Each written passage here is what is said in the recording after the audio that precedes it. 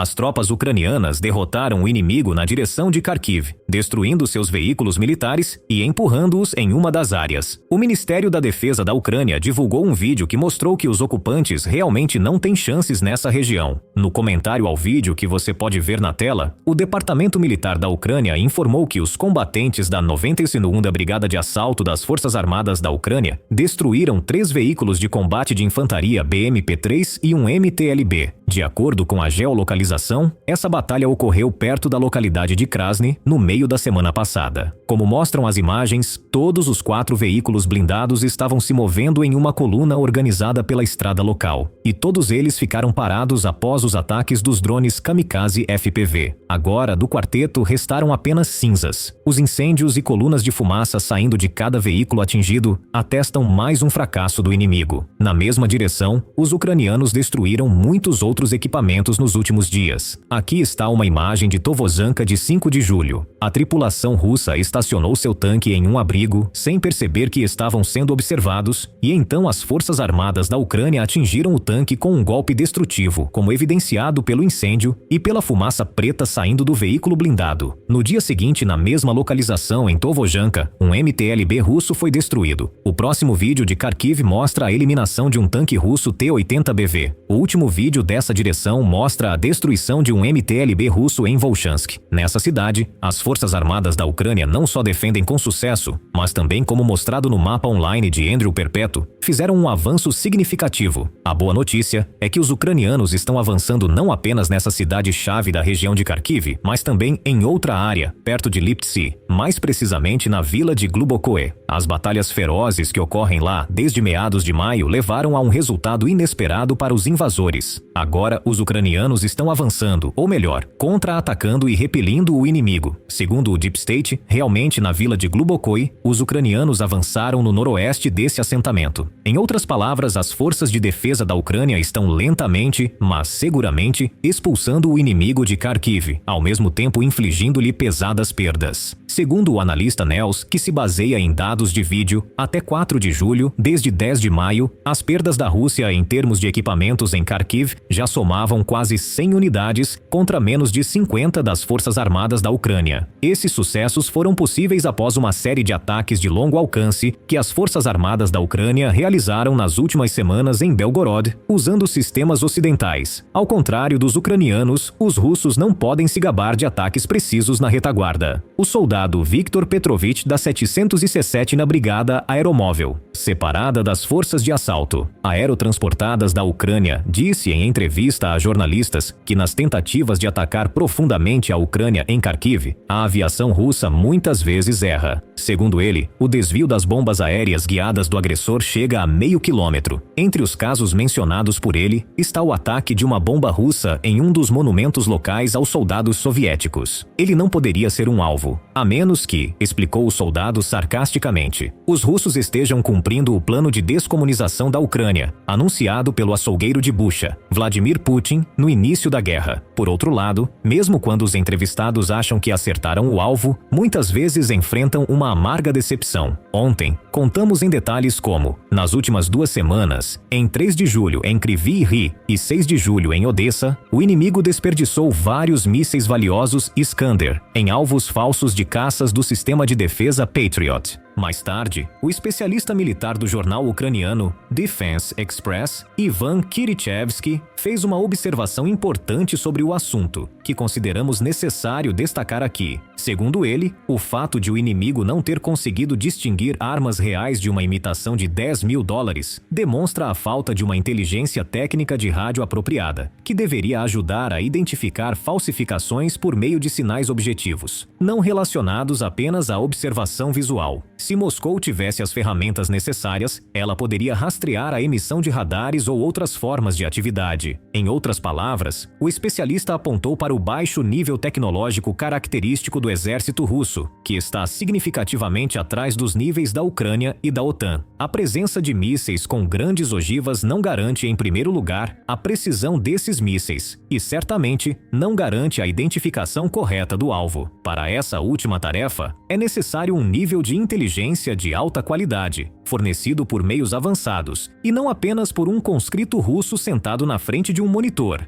sem qualquer qualificação real para conduzir uma verdadeira operação de inteligência. O analista disse que a fabricação de falsos alvos para enganar o inimigo e fazer com que ele desperdice recursos caros é uma resposta assimétrica de Kiev à capacidade da Rússia de realizar reconhecimento e atacar em profundidade o território ucraniano. Ele observou que a Rússia fabrica apenas 30 mísseis por mês para os lançadores Iskander, o que significa que, nos ataques a Kryvyi Rih e Odessa, em 3 e 6 de julho, os russos desperdiçaram 15% de sua produção mensal na destruição de alvos falsos. Ou seja, cerca de 3, 4 ou talvez 5 mísseis Iskander foram desperdiçados completamente, custando no mínimo 15 milhões de dólares. No entanto, não se trata apenas da incapacidade do inimigo de fabricar Iskanders suficientes para mudar o curso da batalha, compensando os volumes de produção com a má qualidade dos instrumentos de inteligência e a baixa precisão dos próprios mísseis. O que deve ser ainda mais alarmante para a Rússia é o fato de que seus depósitos de armas estão se esvaziando gradualmente e as capacidades de produção não conseguem acompanhar a demanda por novos equipamentos ou pela reativação dos estoques soviéticos. O analista de guerra Heimarst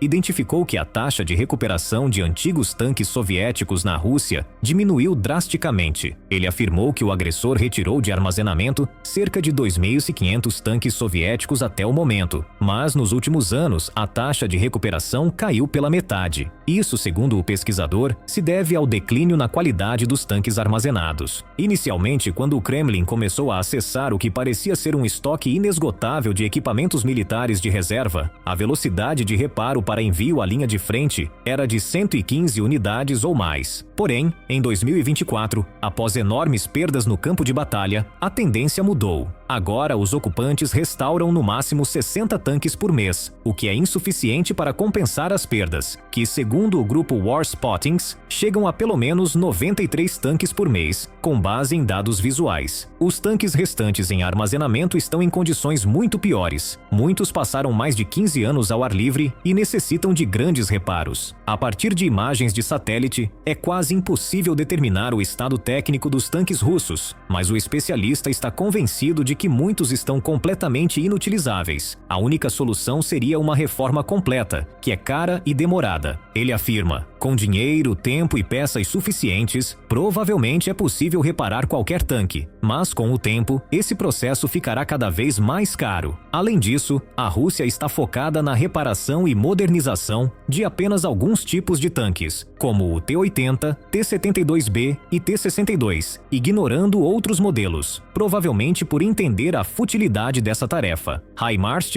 reconhece que no futuro próximo, a Rússia ainda terá tanques, mas seu parque de tanques diminuirá gradualmente, afetando suas capacidades ofensivas. De acordo com sua tabela sobre a condição dos tanques de reserva russos, apenas 700 deles são considerados aptos para restauração e uso em combate, enquanto menos de 1.900 estão em condições ruins e pouco mais de 1.000 são praticamente inservíveis. Se a taxa atual de perdas de tanques da Rússia continuar e suas capacidades de produção e recuperação somarem apenas de 60 a 70 unidades por mês, é claro que em 2 anos Moscou enfrentará sérios problemas com tanques.